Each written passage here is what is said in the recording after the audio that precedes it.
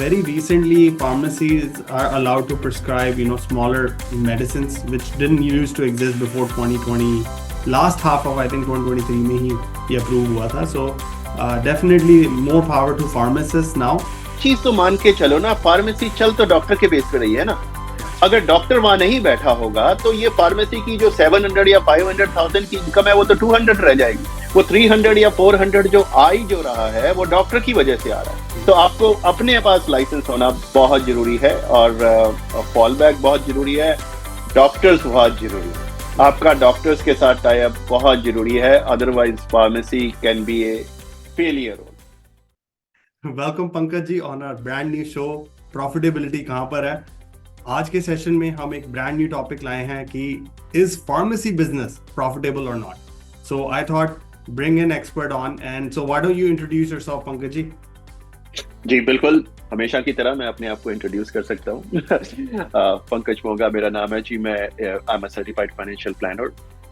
Basically, I deal with all the financial planning needs, which can be investments, insurances, retirement planning.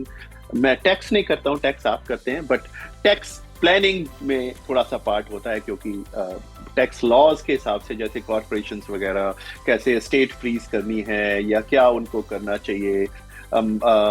कौन बहुत सारे accounts हैं जो tools हैं जो हम यूज करते हैं, जैसे टैक्स फ्री सेविंग अकाउंट हो गया, कैसे उससे रिटायरमेंट प्लानिंग, RRSP आप जो सजेस्ट करते हैं सबको, उसके लिए रिफ्ट में कब कन्वर्ट करना है, कब रिटायर होना है, ये सारी चीजें मेरा एक पार्ट आ जाती हैं. एंड इंश्योरेंसेस बहुत बड़ा पार्ट है इसमें क्योंकि जब आप बिजनेसेस से डील करते हैं तो बहुत सारी इंश्योरेंसेस जो है, चाहे वो रिटेन अर्निंग के लिए हो, चाहे वो स्टेट प्लानिंग के लिए हो, चाहे वो स्टेट फ्रीज के लिए भी होती हैं. सो बिजनेस ओवरहेड है, बिजनेस एक्सपेंसेस की इंश्योरेंसेस, डिसेबिलिटी बिजनेस ओनर्स या किसी के लिए भी, बिजनेस ओनर के इंडिविजुअल के लिए भी चाहिए.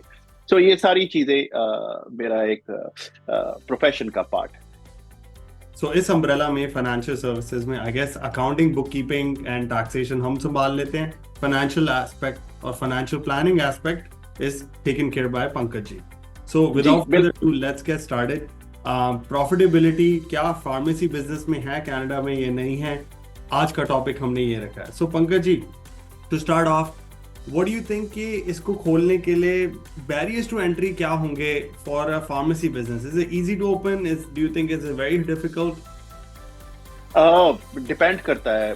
It is like a difficult part, I would say, लक्ष्य, क्योंकि लाइसेंसिंग तो आपने स्टडी करके सब कुछ करके ले लिए, लेकिन उसके बाद आपकी फिजिबिलिटी का है, कहाँ खोलनी है. आपको फ्रेंचाइजी चाहिए, आपको अपनी खोलनी है, किस तरह से चीजें चलेंगी, ये बहुत बड़ा पार्ट बन जाता है मेरे हिसाब से. क्योंकि आपको अगर अपनी खुद की फार्मेसी खोलनी है तो सबसे पहले तो ये देखना पड़ेगा कि आपके पास प्रिस्क्रिप्शन कहाँ से आएंगे जिसको आप दोगे, मेडिसिन दोगे. क्योंकि आप एक the size of the office, all of these are I think very important aspect. But barriers to entry अगर मेरे से कोई पूछे to become a financial planner, to become an accountant, हम सबकी एक professional education involved है, उसके साथ professional experience भी involved है. So that makes it a little bit tricky to get into this kind of market. But overall, I would say this would be more like a 7 out of 10 to get into a pharmacy business. Like you mentioned, चाहे वो independently खोलनी हो या वो pharmacy के एक franchise की खोलनी हो, there are some requirements in terms of कि roughly 250 square foot का minimum office चाहिए to 1,000. I think just today you were mentioning in terms of एक इनको additional room भी चाहिए होता है. नहीं, मैं आपसे पहले जब हम ये प्रोग्राम करने से पहले बात कर रहे थे जब, तो बेसिकली अब हुआ क्या है कि इनके ऊपर रिस्पॉन्सिबिलिटीज बहुत आ गई. Now they have started seeing patient also, they started prescribing also. So उस केस में पहले क्या होता था, हम नॉर्मली देखते हैं जो कंसल्टेशन वो देते हैं. अगर आप किसी बड़ी फार्मेसी में जाते हो तो एक कंसल्टेशन के लिए अलग से काउंटर बना होता है जहाँ पे खड़े होके वो कंसल्टेशन दे देते थे.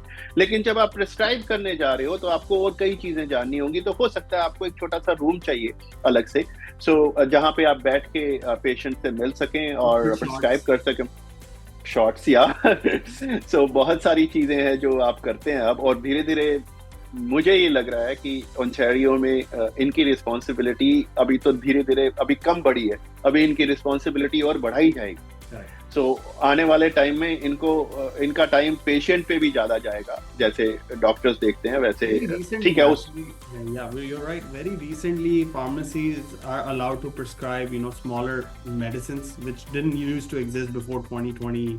Last half of I think 2023 में ही ये approve हुआ था. So definitely more power to pharmacists now, and they can now also prescribe some types of medicines. Yes definitely. So आने वाले टाइम में उनके लिए ये और थोड़ा सा मैं कहूँगा कि उनके ऊपर ज़्यादा रिस्पॉन्सिबिलिटीज आने वाली हैं। वो रिस्पॉन्सिबिलिटीज जो आएंगी उनके ऊपर, तो उनका टाइम भी ज़्यादा कंज्यूम करेंगी वो। ठीक है, उनके लिए एक इनकम का पार्ट भी बनता जा रहा है, एक अलग स्ट्रीम बनती जा रही है इनकम की, जो पहले सिर्फ डॉक्टर्स के पास थी, लेकिन उसके साथ साथ उनके लिए टाइम कंज्यूमिंग भी है। क्योंकि आपको पता है जब आप मेडिसिन लेने जाते हैं, नॉर्मली आप प्रिस्क्रिप्शन देने के बाद वो आपको बोलते हैं अच्छा आधा घंटा वेट कर लो, 40 मिनट 45 मिनट लगेंगे, ज्यादा भीड़ है तो, क्योंकि उनको एक एक चीज चेक करनी होती है, मेडिसिन जो कोई गलती ना हो जाए, कुछ ना हो जाए। उसके बाद जब आपको देने भी आते हैं वो फार्मासिस्ट आके एक्सप्लेन करता है आके कि कैसे खानी है, क्या लेनी है, कितनी लेनी है, डॉक्टर ने कैसे लिखा हुआ है। ठीक है, प्रिस्क्राइब डॉक्टर ने किया, लेकिन they have to explain it.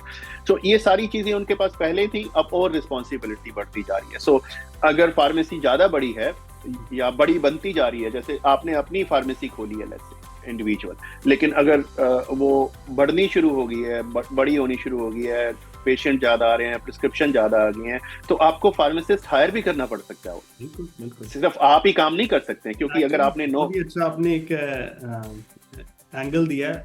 आपको पता है फार्मासिस्ट हायर करने की कॉस्ट क्या हो सकती है? या फार्मासिस्ट नॉर्मली जो स्टार्टिंग वाले फार्मासिस्ट हैं उनकी $35-40 पर आवर से स्टार्ट होती है। So they take 50% of the profit. Yeah, that also. So I have a few pharmacist client, and they were saying that if you want to open a pharmacy, you better have your own pharmacist license, क्योंकि उसके अलावा it becomes a profit sharing model with whoever the pharmacist is, and that is 50%.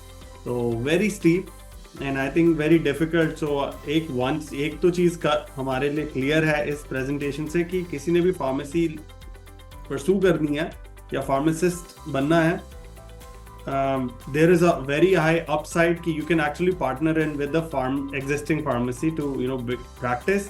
But on the other angle, क्या pharmacy profitable है Canada में? नहीं, उसको profitability तुम्हारे अपने हाथ में है, and you have to have your own license to operate.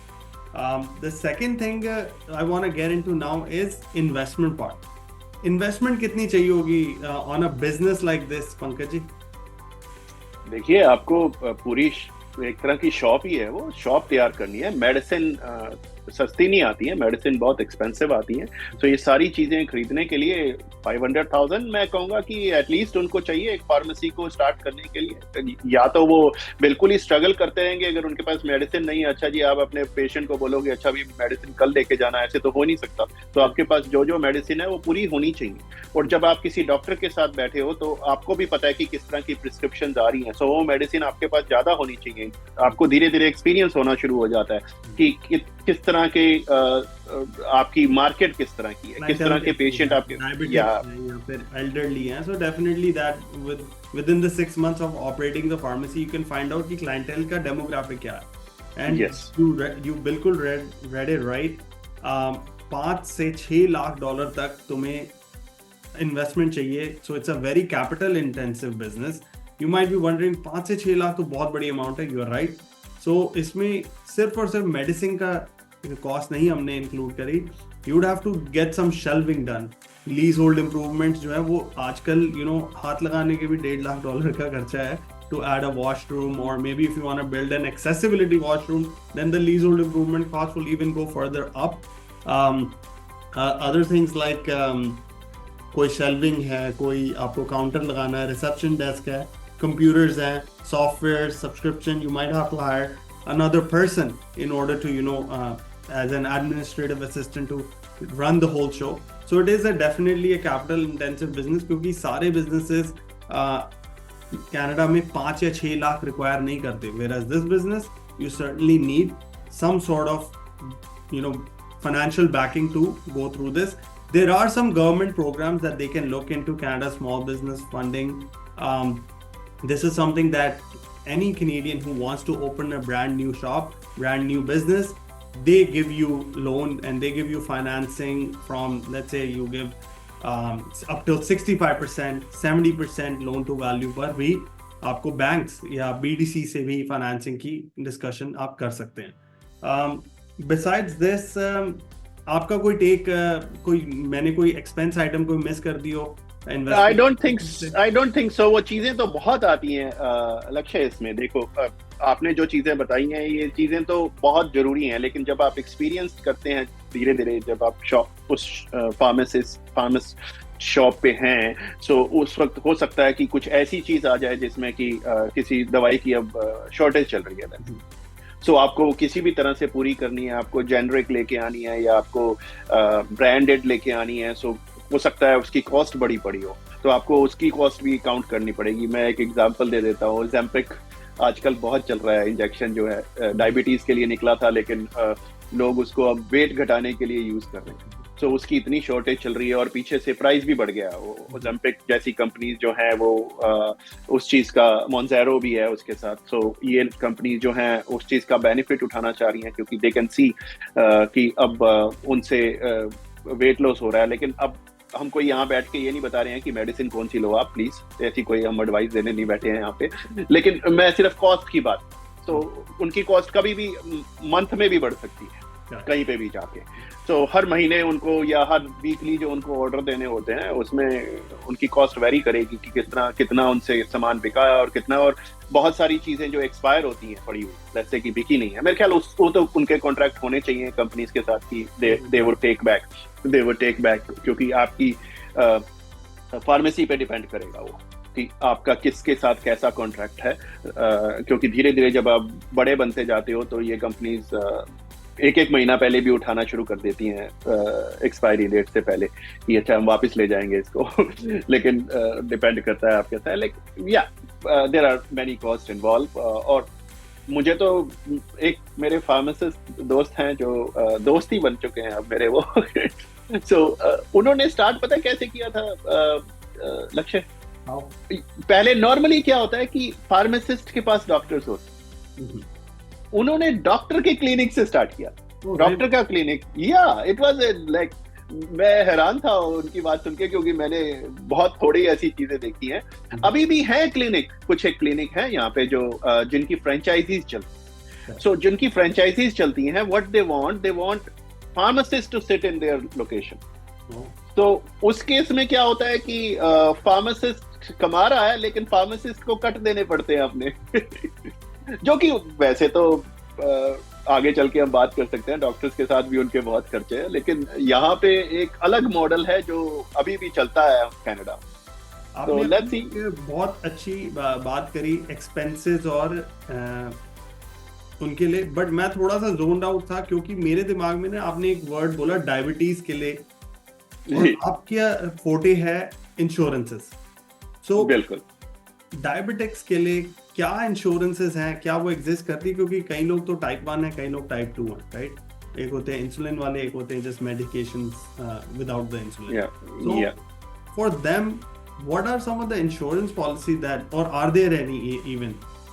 No, there are policies. अगर आप मेडिसिन की बात कर रहे हैं तो वो हेल्थ इंश्योरेंस में आ जाता है, बट डिपेंड करता है कि आप इंडिविजुअल पॉलिसी ले रहे हैं अपने लिए या आप ग्रुप में आ रहे हैं. जब आप ग्रुप में आते हो तो बेनिफिट बहुत अलग होते हैं क्योंकि बहुत बड़ा ग्रुप है अगर, तो आपके रेट्स जो हैं आपकी कंपनी पे कर रही है. अगर आपको कंपनी से मिला हुआ है, कॉर्पोरेट आपका प्लान है, तो वो पे कर रहे हैं, आप कुछ भी नहीं पे कर रहे हो, तो आपके लिए वो सही है. लेकिन जब इंडिविजुअल आता है, इंश्योरेंस कंपनी प्राइवेट कंपनी है लक्ष्य, उन्होंने अपना प्रॉफिट देखना है. वो गवर्नमेंट नहीं है जो आपको कोई मतलब अपनी तरफ से कोई जो सहायता करेगी या हेल्प करेगी. सो अगर आपने इंडिविजुअल प्लान लिया है, लेट्स से आपका नॉर्मली कंपनी क्या देखती है, वो कुछ परसेंटेज उसमें से कमाना चाहती है. लेट्स से कि आप $200 मंथली दे रहे हैं आपके इंडिविजुअल प्लान के लिए, एग्जांपल दे रहा हूँ. 2400 आपने दिया है. अब कंपनी ये नहीं चाहेगी कि आप 24 की बजाय 24 पूरा ले लें या 3000 या 4000 का एक्सपेंडिचर डाल दें. तो कंपनी ये चाहेगी कि 2400 आपने दिया है, तो एक ऐसी एग्जांपल है, मैं कोई एग्जैक्ट फिगर नहीं दे रहा हूँ, कि वो चाहेगी कि $400 मेरे पास बच जाए, मैं 2000 का ही क्लेम. या मैं 1800 की क्लेम। तो उस केस में क्या होता है कि लिमिटेशंस होती है, मेडिसिन आप साल में इतने की खरीद सकते हैं, आप डेंटल पे सिर्फ इतने के लिए जा सकते हैं, और बाय चांस आपने सारी फैसिलिटीज यूज कर ली और 2400 के ऊपर निकल गए तो अगले साल आपका रेट बढ़ जाएगा। Okay. they'll take from you So basically. my question from that perspective है, क्या अगर कोई already diagnosed है diabetes के लिए, even then the insurance companies are willing to, because this becomes a high risk client. No, they many times they increase the price accordingly. जो वो medicine ले रहे हैं उस हिसाब से ही देते हैं, उनको अपना प्रॉफिट कमाना होता है, और कई बार वो उसको एक्सक्लूड कर देते हैं कि ये चीज आपको है तो इसकी मेडिसिन हम नहीं देंगे। तो बहुत सारे फैसिलिटीज वैसे गवर्नमेंट से भी हैं। अगर आप लोअर इनकम में आते हो तो Ontario has a very good drug plan अपना, जो ट्रिलियम ड्रग प्लान, जो कोई भी गूगल करके निकाल सकता है। तो उसमें क्या होता है कि अगर आप लोअर इनकम में हो तो वो आपका डिडक्टेबल सेट कर देते हैं। भाई ऐसी, ये भी एक बॉल पार्क फिगर फेंक रहा हूँ, इसमें कोई एग्जैक्ट फिगर नहीं है। लेट्स से कि आपकी इनकम कुछ भी है और वो बोलेंगे ओके जी पहले $800 की मेडिसिन आप खरीदोगे साल में, बाकी हम देंगे, लेकिन उसके लिए आपको कोई प्रीमियम नहीं देना है, कोई मनी नहीं देनी। तो दैट्स फ्रॉम लाइक हमारे, हाँ, सो इट्स गवर्नमेंट स्पॉन्सर्ड और उस तरह की चीज है जो लोग यूज कर सकते हैं, लेकिन हायर इनकम वालों के लिए कुछ नहीं है। अगर आप हायर इनकम में आ जाते हो तो इस तरह की फैसिलिटीज पे आप, the company can offer some sort of a group plan that can cover everyone, and that kind of helps with the diabetics medication. या ग्रुप प्लान में क्या होता है लक्ष्य, देखो अगर कोई मान लो 500 लोग हैं उसमें कॉर्पोरेट प्लान में, ठीक है, आपके 500 लोगों का जब प्रीमियम जा रहा है या 1000 लोगों का जब प्रीमियम जा रहा है, तो कंपनी ने ये देखना है कि 80% कुछ मेरे पास बच जाए, मतलब 20% के करीब बच जाए या 15 बच जाए, जो भी उनका प्लान करते हैं। सो 1000 में क्या होता है कि किसी ने क्लेम किया है, किसी ने नहीं किया है, तो वो बच जाता है, वो क्लेम हो जाते हैं। सो वो एक बेनिफिट होता है। लेकिन इंडिविजुअल में कई बार जब आपको कोई मेडिसिन लगी हो तो वो एक थोड़ी बहुत प्रॉब्लम बन जाती है। चलो, I think that was a good insurance angle भी हमें मिल गया। Let's go back to the topic and pharmacy क्या प्रॉफिटेबल है या नहीं, इसके लिए अब क्यों ना हम एक इनकम स्टेटमेंट देख लेते हैं live of one of the businesses that I have. Of course, the numbers are changed up and the name is not there to protect them and the confidentiality. But this will be a good determinant of should they be investing in, or a new person, should they be investing in a business like this. All right, so you can see my screen with the... Definitely, we can see the screen, yeah. Perfect. So अगर हम इसमें देखें roughly 29 to 2020, if we look at the numbers from 2019 all the way to 2022, every year the revenue has gone up. 2021 में सबसे highest revenue है, reason being of COVID, right? So now if we look at it, cost of sales देखी जाए तो that would be the most expensive line item in the entire income statement, expenses wise. Reason being again, सारी medications जो हैं वो इसके under covered है। सारे जो प्रोडक्ट्स ये बाय करते हैं वो सारा कॉस्ट ऑफ सेल्स में आते हैं। When it comes to advertising, whereas other businesses advertising spends आप देखोगे बहुत ज़्यादा है, मार्केटिंग स्ट्रैटेजीज पे बहुत ज़्यादा स्पेंड है। But in this business advertising spend is very low because this is by need. It is not really doctor के पास कोई एड देखकर नहीं जाएगा, they would mostly go because they are actually falling sick.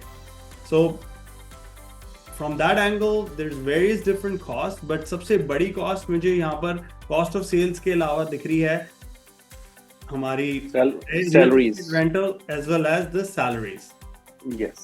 Salaries में of course अपनी खुद की salary as well as the employee की salary होगी एक आध, but real estate rental जो है वो हमारी fixed cost है जो कि पे करनी ही करनी है। वेरिएबल कॉस्ट हो जाती है थोड़ी सी मैनेजमेंट सैलरी की।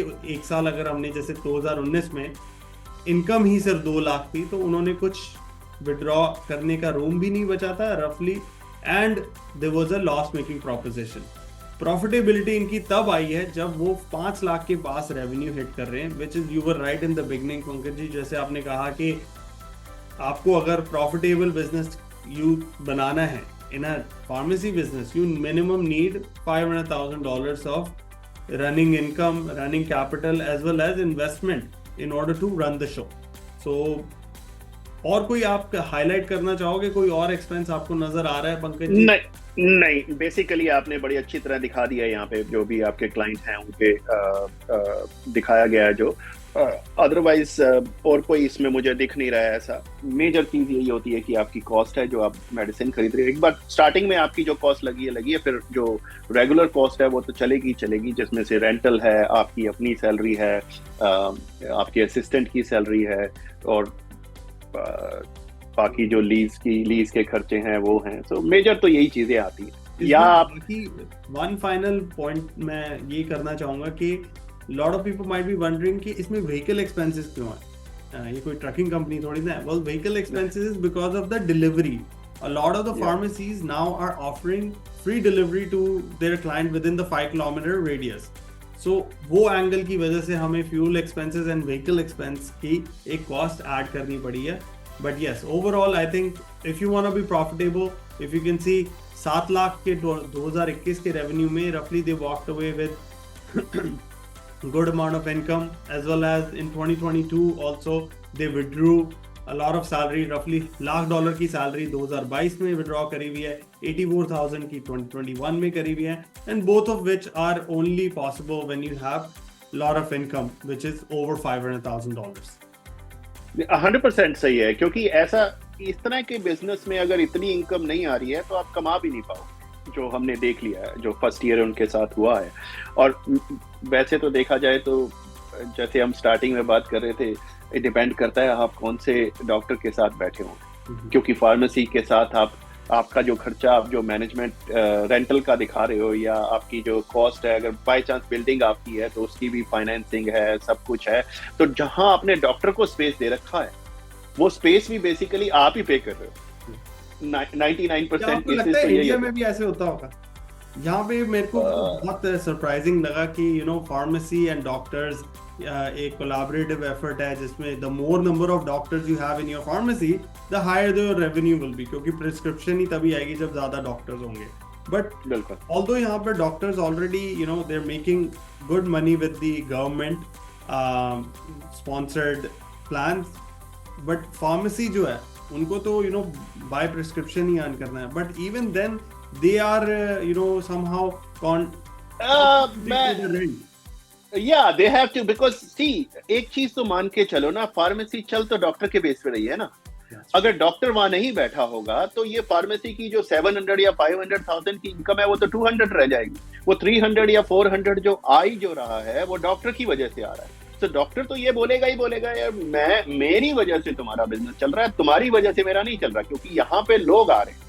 और जब प्रिस्क्रिप्शन मैं दे रहा हूँ तो प्रिस्क्रिप्शन लेके वो क्योंकि एक ही ऑफिस में बैठे हैं तो ऑब्वियस है कि वो प्रिस्क्रिप्शन लेके निकलेगा और मेडिसिन भी आपसे ही लेके जाएगा। होते हैं लोग, 10% लोग होंगे जो बाहर निकल जाएंगे, वो उनसे नहीं लेंगे, क्योंकि बहुत सारे लोगों की अपनी एक फिक्स जगह होती है। मुझे तो इसी पे पास जाना है, मेरे घर के पास ही है, मैं इसी से लेता हूँ, या मेरे कोई जो भी बन चुका है उनका। वो तो आप चाहे ग्रोसरी स्टोर को भी ले लो, लक्ष्य अगर आपको किसी एक ग्रोसरी स्टोर में जाने की आदत है ना, तो आप वहीं जाओगे, कहीं और जाओगे नहीं, क्योंकि आपको उन्हीं की आयल्स का पता है कि कौन से सामान कहाँ पे पड़ा हुआ है। सेम चीज हर जगह की अपनी अपनी चॉइसेस होती हैं। लेकिन 90% लोग मैं मानता हूं कि वहीं से मेडिसिन लेके निकलते हैं। तो फार्मासिस्ट को मेरे हिसाब से इस तरह नहीं सोचना चाहिए, क्योंकि जब तक बिजनेस नहीं चला था उसका, तब तक वो डॉक्टर ढूंढ रहा था बड़े डेस्परेटली कि डॉक्टर मिल जाए, डॉक्टर मिलेगा तभी फार्मेसी। बहुत सारे फार्मेसिस्ट तो है कि जब तक डॉक्टर नहीं मिलता वो फार्मेसी नहीं खोलते। अब जब बन गया सारा कुछ, जब चलने लगा तो अब उनको दिक्कत होने लगी है, लेकिन डॉक्टर की वजह से चला है ना। सो आई थिंक बट कई जगह पे मैंने देखा है, जब स्टार्टिंग में अगर मान लो डॉक्टर भी नया है और फार्मासिस्ट भी नया है, कुछ ऐसी सिचुएशन आ जाती है, उस जगह पे अभी भी कॉन्ट्रैक्ट चल रहे हैं उनके आपस में। भाई डॉक्टर जो है 10% बिलिंग का दे रहा है एज ए रेंटल, जो स्टार्टिंग में जो होते हैं। लेकिन जब आप किसी एस्टेब्लिश डॉक्टर से बात करो तो वो कहेगा मेरी वजह से तुम्हारा बिजनेस मैं चला रहा हूँ, तो मेरा बिजनेस तुमने, फार्मेसी की वजह से पेशेंट नहीं आएंगे, पेशेंट की वजह से फार्मेसी चलेगी। सो आई थिंक मेरे ख्याल फार्मासिस्ट को ये समझना चाहिए कि नहीं, आप उन पे डिपेंडेंट है। डेफिनेटली। सो फार्मेसी अगर अच्छे से रन करनी है और तो number of doctors is definitely one of the factors that can make or break and bring you to the green when it comes to revenue.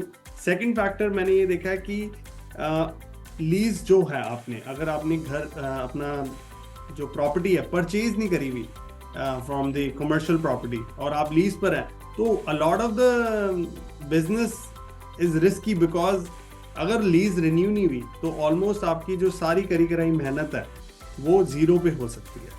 So it is very important to have a very good relationship with the landlord, so they always renew your lease after maybe 5+5 या 5-10 साल से अगर वो वहाँ पे operate कर रहे हैं, तो वो इसलिए ही कर पा रहे हैं क्योंकि वहाँ पर जो लैंडलॉर्ड है वो उनको स्टे करने दे रहा है. अदरवाइज अगर लीज नहीं रिन्यू होती तो the business can basically shut down, क्योंकि you know most of the people who are coming to the pharmacy are living in the area. तो अगर आप कहीं और ओपन कर दोगे किसी और लोकेशन में तो क्लाइंटेल भी न्यू ढूंढनी पड़ेगी. So this is definitely one of the things that I also noticed कि आपको you should keep in mind, as well as pharmacist का license खुद ले लो पहले खोलने से पहले, कि otherwise जो 1% model है जो revenue sharing है that would not be really profitable for you or your business if you want to run in the long run. So any final words Pankaj ji? बस यही है कि मेजरली आपने जो एक्चुअली जो आपने बोला है वही मैं फाइनल वर्ड्स बोलना चाहूंगा. आपके पास लाइसेंस खुद का होना चाहिए, क्योंकि फार्मेसी चलाने के लिए अगर आपके पास अपना लाइसेंस, ठीक है आप हायर कर सकते हो, लेकिन फॉल बैक किस पे हुआ है? कोई फॉल बैक नहीं है ना. वो फार्मेसिस्ट, हर फार्मेसिस्ट ये चाहेगा कि मैं अपना बिजनेस खोलूं. ऐसा कोई फार्मेसिस्ट नहीं होगा. होते हैं फार्मेसिस्ट ऐसे जो बड़े बड़ी ऑर्गेनाइजेशन में काम करते हैं, जो मैं नाम नहीं लेना चाहूंगा, मैं उनको एडवर्टाइज नहीं करना चाहता, लेकिन वी नो एवरीबडी की किस तरह की हमारे पास बड़ी बड़ी फार्मेसीज हैं, बड़ी बड़ी कंपनीज हैं, कॉर्पोरेट्स हैं, उनमें हाँ, लेकिन उसमें भी वो फ्रेंचाइजी देते हैं उस फार्मेसी की अंदर. सो या वो उन्होंने वो पूरा का पूरा फ्रेंचाइजी, फार्मासिस्ट ने वो सारी फ्रेंचाइजी ले रखी है, तो वो खुद हायर करता है अंदर. सो वो वाले फार्मासिस्ट जो होते हैं उनका टर्न अराउंड बहुत कम होता है, क्योंकि उनको अच्छी सैलरी मिल रही होती है, अच्छे अपने हिसाब से शिफ्ट मिली होती है. सो वो वाले लोग जो बिजनेस नहीं करना चाहते वो नॉर्मली उनके साथ चले जाते हैं. लेकिन जब आप स्मॉल फार्मेसी की बात कर रहे हो, पर्सनल छोटी फार्मेसी की बात कर रहे हो, आपके पास कोई फार्मासिस्ट आया है, वो वही आएगा जो धीरे से काम सीख के अपना निकल के अपनी खोलना चाहता है. तो आपको अपने पास लाइसेंस होना बहुत जरूरी है, और फॉल बैक बहुत जरूरी है. डॉक्टर्स बहुत जरूरी है, आपका डॉक्टर्स के साथ टाई अप बहुत जरूरी है, otherwise pharmacy can be a failure role. जी लक्ष्य, थोड़ी सी इन्वेस्टमेंट होगी, थोड़े से मतलब यू नो 6 months का रनवे भी चलाकर रखना पड़ेगा to operate it successfully. But you mentioned it very very rightfully, and I think for with this we'll wrap this presentation up. Thank you very much once again for joining in, and we will touch base again next week and with a brand new topic on profitability. Kahan par hai. Thank you. बिल्कुल लक्ष्य, thank you very much.